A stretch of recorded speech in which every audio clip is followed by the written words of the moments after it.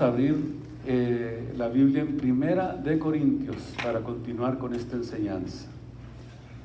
Del versículo 17 al versículo 34 es donde está precisamente esta enseñanza acerca de lo que es la cena del Señor. Pero realmente solamente vamos a darle por encimita porque no es mucho tiempo el que tenemos. Lo básico lo enseñé también ya el jueves anterior, así que vamos a estar viendo a ver qué es lo que el apóstol Pablo dice en esta enseñanza. Tomen sus lugares y vamos muy atentos a seguir adelante con esta enseñanza. Decíamos, en la enseñanza anterior, que la iglesia de Corinto fue la iglesia, de acuerdo a la Biblia, más carnal de todas las iglesias del Nuevo Pacto. Eran presuntuosos, había divisiones, y al tomar la cena del Señor, en lugar de edificarse unos a otros, sin entender el significado de lo que es la cena del Señor, decíamos, comenzamos a ver orgías, comenzamos a ver como si fuera este acontecimiento una pachanga de la cena del Señor, igual como si fuera una fiesta del mundo. Sin embargo, el verdadero sentido de lo que es la cena del Señor tiene que ver con la comunión.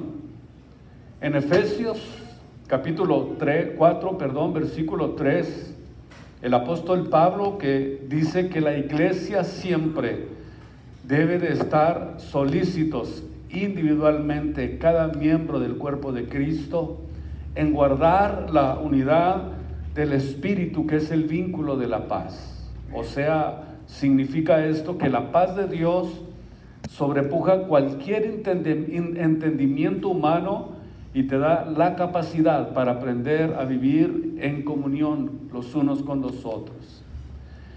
Debemos de tener cada uno de los cristianos toda la solicitud posible en guardar nuestras manos, nuestros pensamientos, nuestras actitudes, en una actitud en la que podamos mantener en la iglesia, entre los unos y los otros, la unidad, porque somos el cuerpo místico de Jesucristo. En otras palabras, somos un cuerpo, somos hermanos, y lo más glorioso, somos la familia de Dios. No tenemos por qué jactarnos, porque en Cristo comenzamos, desde el día que nos entregamos a Él, comenzamos a derrumbar todas las barreras culturales, sociales, y comenzamos a caminar en el Espíritu, unidos, sirviendo al Señor. Así que no pueden existir estas barreras para que podamos nosotros entender que somos un cuerpo en Jesucristo. Juntos, dice el apóstol Pablo, unánimes, combatiendo por la fe del Evangelio, teniendo cada uno de nosotros un mismo sentir. Pablo le decía a los corintios, en Primera de Corintios, donde estamos, capítulo 11, versículo 20, les dice que no era cierto que estaban tomando la cena del Señor, porque la idea era que todos tuvieran comunión los unos con los otros. Pero en el versículo 20, el apóstol Pablo claramente les dice que cada uno antes de comer hace de comer su propia cena, y el uno tiene el hambre y el otro está embriagado. Vean ustedes las formas que ellos utilizaban y los efectos de la forma en la que ellos estaban llevando a cabo una ceremonia tan sublime y tan importante para la iglesia de Jesucristo. Por la forma en que lo hacen, les dice Pablo, no es realmente la cena del Señor lo que están haciendo. No es así. Ahora Pablo les dice del versículo 23 al versículo 24 lo que él recibió del Señor como una enseñanza. Del versículo 23 al 24 les dice: yo recibí del Señor esta enseñanza, una revelación, y les dice, es algo que yo ya les he enseñado, que el Señor Jesucristo, la noche que fue entregado, tomó pan y habiéndolo partido, dio gracias y lo partió y dijo: tomad, comed, este es mi cuerpo que por vosotros es partido. Haced esto en memoria de mí. Básicamente les está diciendo el apóstol Pablo el acontecimiento de Lucas capítulo 22, donde tuvo su cena con los apóstoles, les dio las instrucciones, les habló acerca de este acontecimiento, y Pablo les está diciendo a los corintios cuál era la forma en que debería de llevarse a cabo esta ceremonia o este acontecimiento. Aquí comienza a hablarles lo que sucedió en la víspera de la crucifixión de Jesús. Y les dice: este pan es un símbolo de su cuerpo. Para los apóstoles quizá había algo que pasaba por sus mentes que todavía no entendían, porque era algo completamente nuevo para ellos. A lo mejor no tenían una claridad de lo que les estaba diciendo, pero sin embargo lo recibieron. Y luego les dice el apóstol: y así como Cristo partió el pan, Él dijo: mi cuerpo físico, mi cuerpo natural, mi cuerpo de carne va a ser partidos. O sea, de la misma forma en que partió el pan, se los dio a sus discípulos, de esta misma forma dijo Jesús: mi cuerpo va a ser destrozado. Y ustedes, cuando se lleven el pan a la boca y comiencen a masticarlo y a masticarlo, a machacarlo, desde ese momento tenemos que comenzar a tener en nuestra mente, a pensar así, de esta forma: Cristo fue molido por nuestros pecados. En el libro de los Hebreos dice que fue molido por nuestros pecados, y el castigo de nuestra paz fue sobre él, y por sus llagas fuimos nosotros curados. Así, de esta forma, Cristo fue molido por nuestros pecados, fue latigado, fue flagelado, fue, de acuerdo a la Biblia, hecho pedazos y colgado en un madero, convertido realmente en un guiñapo humano. Quedó totalmente deformado, toda su piel le fue arrancada totalmente por los látigos romanos.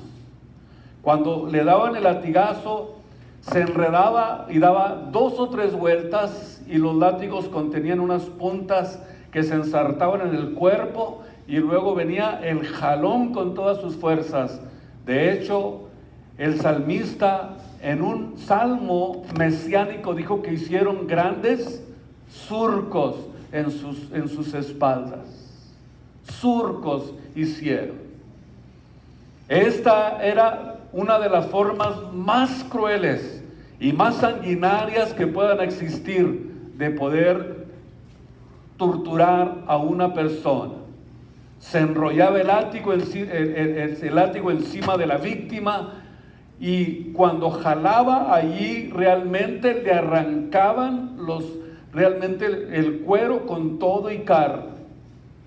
Y todo lo que Cristo sufrió lo hizo principalmente para que nosotros tuviéramos una leve idea, al tomar la cena del Señor, lo que realmente sucedió en la cruz del Calvario.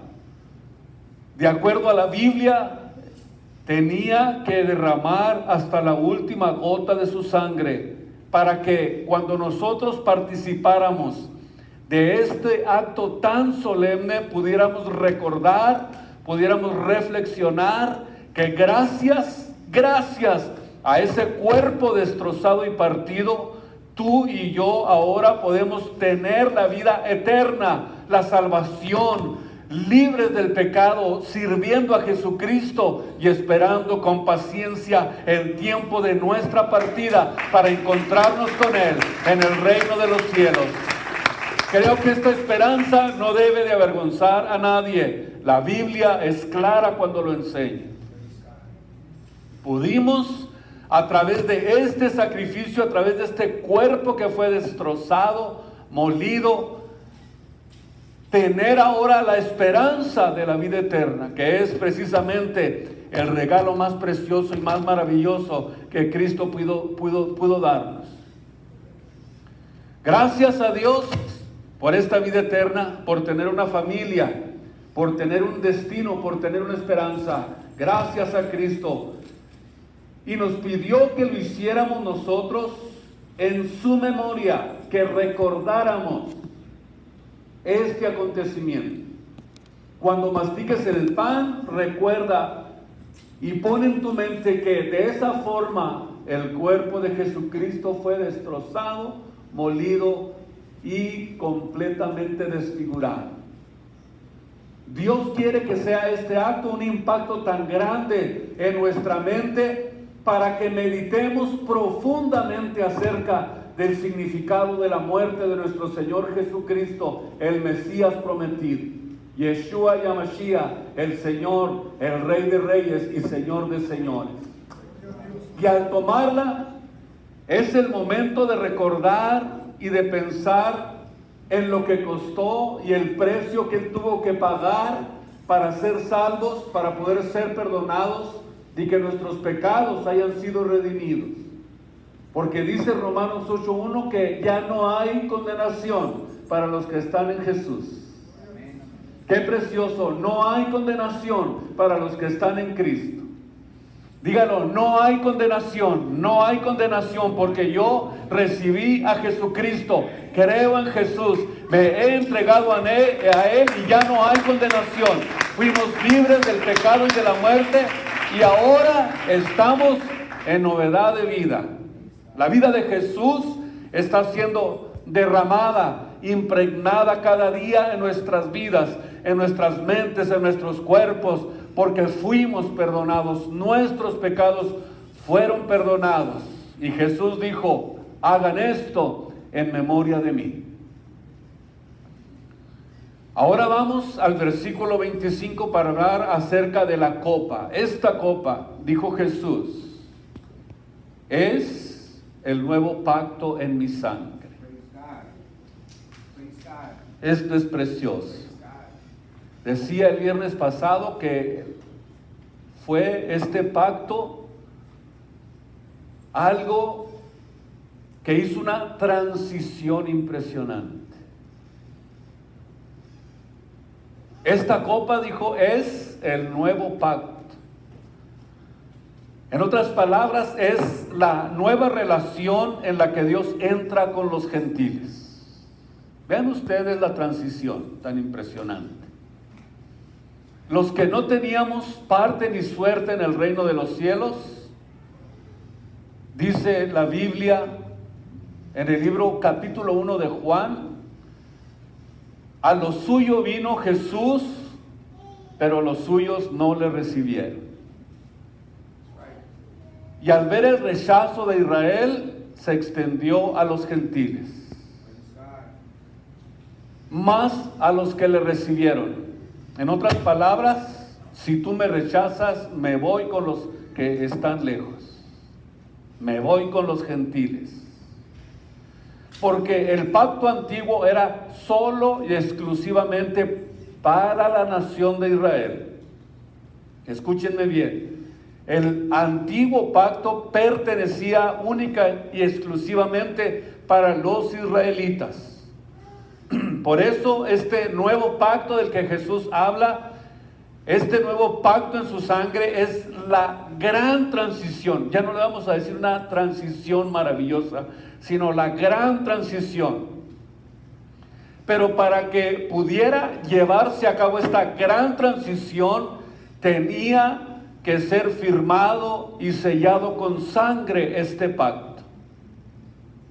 Si esto se llevara a cabo, si esto podía cumplirse como debería de ser, si no fuera de esta manera, no tuviera ninguna validez, no tuviera sentido.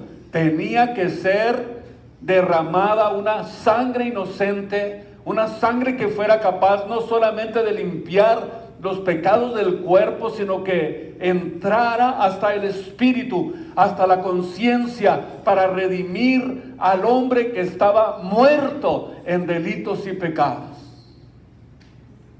Tenía que ser algo realmente que pudiera hacerse una transición tan impresionante, que pudiera también aquel que no era su pueblo ser parte del pueblo de Dios. Nosotros no éramos pueblo de Dios, pero cuando Jesús hizo esta transición hacia el nuevo pacto, fue precisamente lo que nos favoreció. A lo suyo vino, los suyos no le recibieron, pero se extendió a todos aquellos que se atrevieran a creer en Él. Gloria a Dios. A los que no eran su pueblo. Ya lo había Dios profetizado a través de Oseas y dijo: llamaré al que no es mi pueblo, le llamaré pueblo mío, y voy a provocar a celos a Israel, llamando a un pueblo que no es mi pueblo. La transición de este nuevo pacto nos habla precisamente de la entrada al reino de los cielos a los que no éramos parte del pueblo de Israel, que éramos ajenos a las promesas de Dios, que vivíamos sin Dios en el mundo, sin esperanza, pero gracias a la sangre del Cordero sacrificado en la cruz del Calvario, ahora tenemos esperanza. Sabemos que cuando Él apareciere seremos como Él es, porque le veremos tal y como Él es. Es la promesa del Señor. Para que fuera válido, tenía que ser de esta manera, y escúchenme bien, y no por sangre de animales, no por sangre de corderos, de machos cabríos.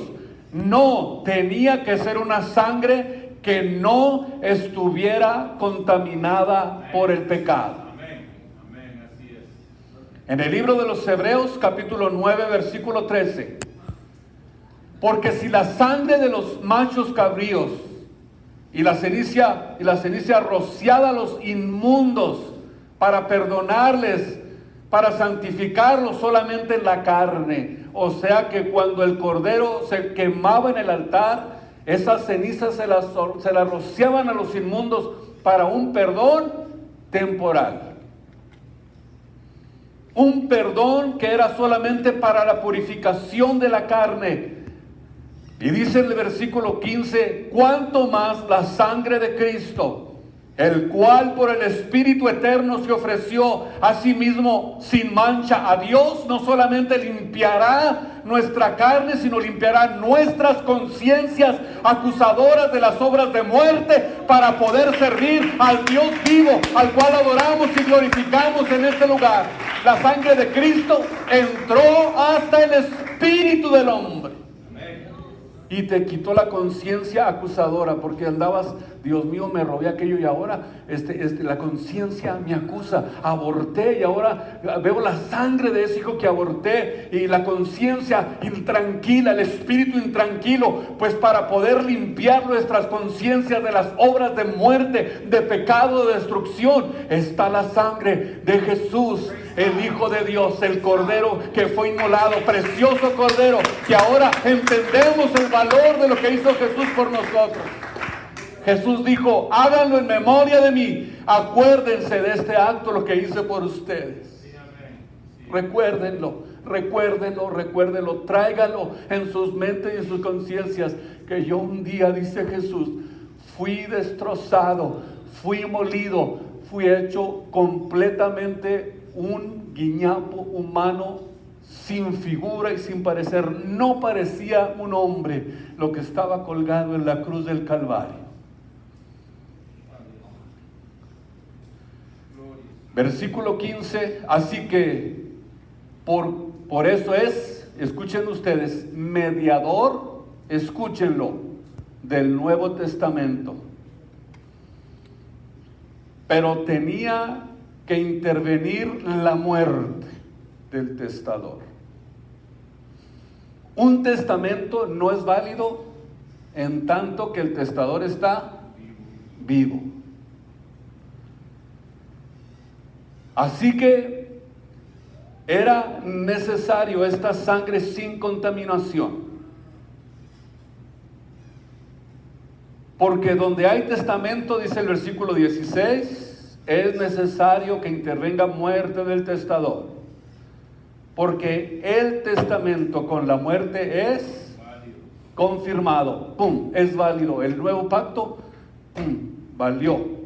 Cuando el que dijo, este es mi nuevo pacto, murió, entonces fue cuando tuvo validez el pacto que él vino ahora a hacer a través de esta transición. Allí es válido. Por eso quiere Cristo, quiere Dios, o la intención de Dios fue siempre que el hombre viva libre del pecado. Escuchen la intención de Dios. Dios siempre está deseando que el hombre viva libre del pecado, porque lo que hace más sufrir al mundo es una conciencia acusadora. Una conciencia acusadora te quita la paz, te quita el sueño, no te deja disfrutar la vida. Por eso, cuando la sangre de Cristo entra al mundo espiritual, no se trata de una salvación superficial, sino que se trata de la limpieza de nuestras conciencias. Y esto no hay nada, absolutamente nada que te lo pueda quitar. Ni ninguna religión, ni pastillas tranquilizantes, ni ningún hombre. No existe nada que pueda quitar la conciencia acusadora. Solamente la sangre de Cristo lo puede hacer. Solamente Jesús, solamente Jesús. Dice en Hebreos 9:28, así que Cristo fue ofrecido, escuchen ustedes, una sola vez para agotar los pecados de muchos, o para quitar el pecado del mundo, para limpiar las conciencias de las obras de muerte. Sin esta limpieza de conciencia es difícil o casi imposible servir a Dios. Amén. Amén. Y Jesús dijo, hagan esto en memoria de mí. Hebreos 11:26. Todas las veces que coman este pan y beban esta copa, están anunciando la muerte, están proclamando. Es como estar predicando de la muerte de Jesucristo. Entonces, al tomar la cena del Señor, no estamos recibiendo a Jesús. No es quizás como lo ha enseñado Roma, que te comes a Jesús en una galletita, se te sale y al próximo domingo tienes que volver a regresar para volver a meterte. ¿Por qué? Porque Cristo vive en nosotros. Al tomar la cena del Señor, no estamos recibiendo a Cristo porque Él ya vive en nosotros. Sí, amén. Cristo no se me mete y se me sale. Cristo vive en mí. Amén. Cristo habita en el creyente. Cristo vive en aquel que dice que es cristiano y le sirve con todo su corazón. No está entrando y saliendo para que lo estemos recibiendo cada semana. el día domingo te portas como cristiano y el lunes se te sale Cristo y te portas como el diablo, y el domingo otra vez. Imagínense ustedes, lo que viene a traer la religión es todo lo contrario a lo que la Biblia nos enseña. No estamos tomando la cena para que Cristo entre en nuestra vida, porque Él ya vive en nosotros. Estamos haciendo solamente un recordatorio de su muerte, y al anunciar esta muerte estamos diciendo que Él viene pronto por nosotros, y estamos proclamando la muerte y la resurrección de Jesús cuando hacemos un acto tan solemne como este. Así que en esta preciosa mañana quiero decirles, no necesitas decir o no pienses, pues yo soy indigno de tomarla. No, Señor. Simplemente si estás esforzándote por servir a Jesús, tú puedes participar de la cena del Señor. No lo veas como algo lejano, imposible. Antes, al contrario, que te sirva para que medites, para que pienses, para que hagas quizás algo nuevo en tu vida y comiences a decir, Señor, de ahora en adelante voy a buscar siempre la comunión del cuerpo de Cristo. Voy a estar en paz con mis hermanos, no voy a hablar de nadie mal, voy a tratar de cuidar mi vida, voy a cuidar lo que habla, lo que diga, porque tengo el temor de Dios en mi corazón, y voy a cuidarme de guardar el vínculo de la paz dentro de la iglesia, dentro del cuerpo místico de Jesucristo. Pónganse de pie para poder tener esta ceremonia. Si quieren tener un amplio, más margen amplio, escuchen el servicio del jueves.